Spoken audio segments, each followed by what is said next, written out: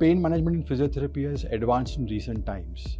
We have moved away from traditional and conventional approaches like exercise therapy, electrotherapy, and manual therapy. Today, we have new cutting-edge tools which help to treat pain in a more precision manner. In recent advances, we have laser and shockwave therapy.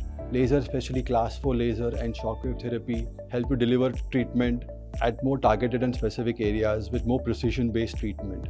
They help you in tissue repair, biostimulation, and enhanced recovery by decreasing pain.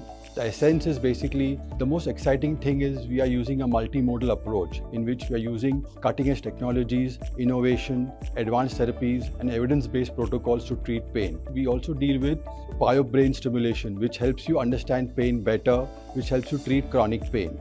In essence, physiotherapy is following a multimodal approach which helps you in delivering patient care with physiotherapy in terms of manual therapy, electrotherapy, and advanced technologies, which helps you move better, lead a pain-free life, and hurts less. Thank you.